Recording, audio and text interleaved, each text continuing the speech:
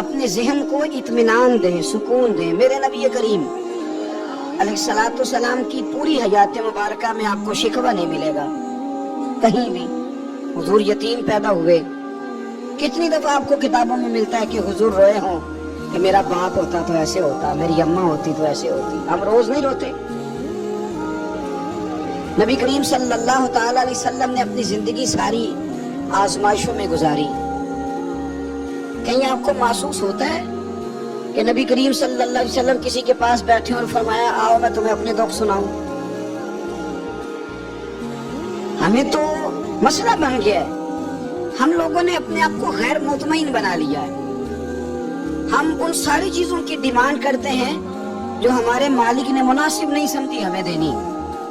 हमें अपने आप को मुतमईन करना चाहिए, सुकून में रखना चाहिए। अगर आप थोड़ा सा अपने आप को सुकून दें, इत्मीनान दें, कहें अल्हम्दुलिल्लाह, अल्लाह तबारक व तआला जहाँ जिसको चाहता है वहाँ उसे बिठा दिया करता है। फिर हम लोगों का मनसब छीनना चाहते हैं, हसद करते हैं, बुग़्ज़ पैदा होता है, अदावत पैदा होती है, नुकसान होता है। फितरी तौर पर जो सलाहियत अल्लाह ने दी होती है उनको भी जंग लग जाता है। जंग लगने लगता है उन सब चीजों को जो अल्लाह ने अपने फजल से हमें दी होती हैं। तो बात को याद रखें, जिंदगी में आप मुतमईन हो जाएं कि रब करीम ने जो दिया है वो कमाल ही दिया है, कमाल ही। हुजूर की एक ज़ौजा मोहतरमा थी तो उनके हाथ जरा लंबे थे, मोमिनों की माँ।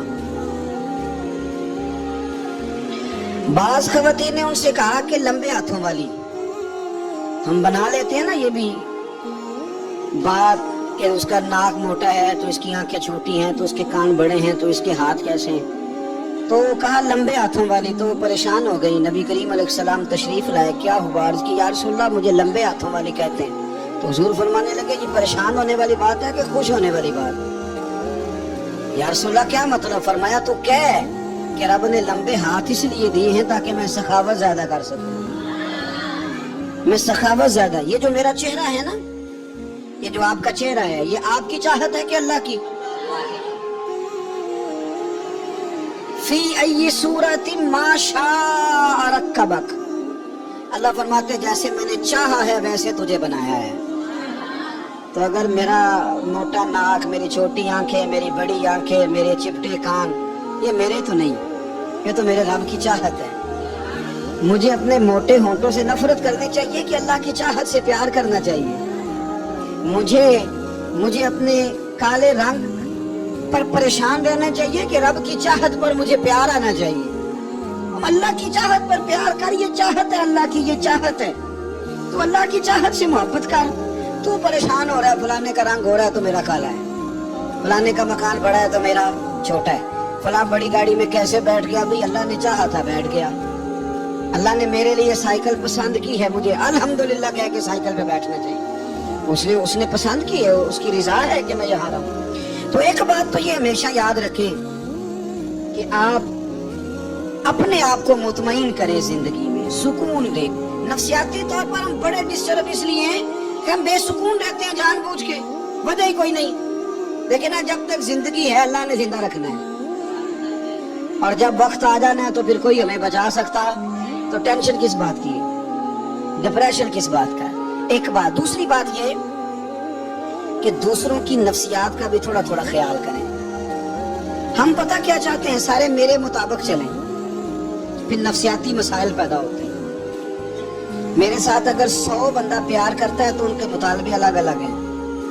कोई कहता है जनाब को प्यार ही करना चाहिए, हर एक से मुस्कुरा के मिलना चाहिए। कोई कहता है हजरत साहब इतना भी प्यार करें तो लोग निगल जाते हैं, थोड़ी डंडी पट्टी भी होनी चाहिए। दोनों किस्म के लोग हैं ना जी।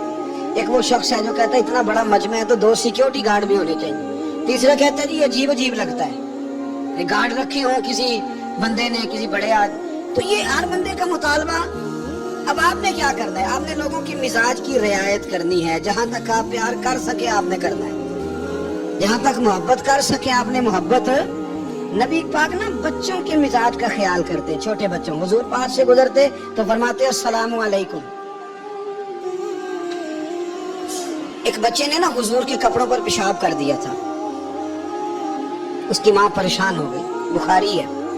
या रसूलल्लाह वो बच्चा था पता नहीं चला। तो नबी पाक फरमाने लगे क्या हो गया, वो बच्चा है, अल्लाह ने पानी पैदा किया ना, अभी इस पे पानी बहाएंगे सब ठीक हो जाएगा। وہ بچہ ہے. لیکن حاجی صاحب گھر میں بگڑ جاتے ہیں. پوتا اگر پیشاب کر دے کہتے ہیں میں نماز پڑھنی ہوتی، بگڑ جاتے ہیں. پیر صاحب بگڑ جاتے ہیں اس بات پہ، علامہ صاحب بگڑ جاتے ہیں. سیٹھ صاحب کہتے ہیں پتہ ہی نہیں بچے نے پیشاب کر دیا. حضور نے فرمایا کہ بچہ بچہ ہوتا ہے، وہ چھوٹا ہے، اس کا ایک مزاج ہے، اس کا ایک مطالبہ ہے. اب آپ یہ کہیں کہ وہ بڑا مجھے پاک صاف سمجھتا ہے تو اس رویے سے میرے ساتھ وہ ملاقات کرے. آپ اس کے مزاج کی رعایت کریں گے. نبی کریم کے غلام کے بیٹے ہیں حضرت اسامہ بن زید، نواسوں کی بات نہیں سنا رہا. زید بن حارثہ حضور کے غلام تھے، ان کے بیٹے ہیں. چھوٹی عمر تھی، ناک بہ رہا تھا. ویسے دادا جی ناک صاف کر دیتے ہیں پوتے کا؟ ہو سکتا ہے وہ ڈانٹ دے کہ چل دوڑ جا، کتنا گندا. اماں سے کہا تیرا ناک صاف کرے، چل نالائق. نانا بھی کہتا بھاگ جا، کیونکہ وہ حاجی صاحب نے وضو کرنا ہے، نماز پڑھنی ہے، تو ان کے قریب یہ چیز آ گئی تو بڑا مسئلہ بن جائے گا. نبی کریم صلی اللہ علیہ وسلم نے کہا عائشہ اسامہ کے ناک بہ رہی ہے، صاف کر دو. حضرت عائشہ کہتی ہے میں ذرا اٹھی کو کپڑا دیکھ لو تو حضور جلدی سے اٹھے. ایک روایت تو یہ کہ حضور نے ناک پوچھ دیا، دوسری میں کہ نبی پاک قریب پہنچ گئے. جناب عائشہ کہتے ہیں میں نے ہاتھ پکڑ لیا، میں نے کہا حضور کپڑے لینے گئی تھی آ گئی. کہتے میں نے اپنے ہاتھوں سے ان کی ناک صاف کر دی، ریڑھ صاف کر دیا. اللہ کے رسول گویا میری طرف دیکھ کے مسکرائے، حضور راضی ہوئے.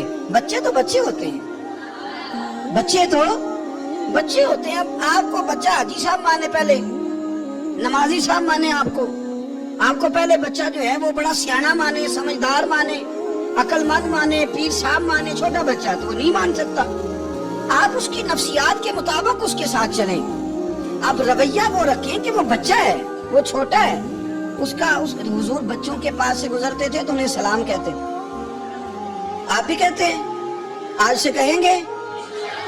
حضور گزرتے چھوٹے کہتے السلام علیکم. اور نبی پاک صلی اللہ علیہ وسلم کبھی کبھی نا بچے کھیل رہے ہوتے تو حضور بیٹھ جاتے، فرماتے یار میرے سینے سے تو لگو. حضور زمین پہ بیٹھ جاتے، بچہ یوں ہاتھ پہ، بچہ دوڑا آتا، حضور کے سینے سے جب لگتا تو نبی پاک گر جاتے اور فرماتے اوئے ہوئے تم نے تو مجھے گرا ہی دی.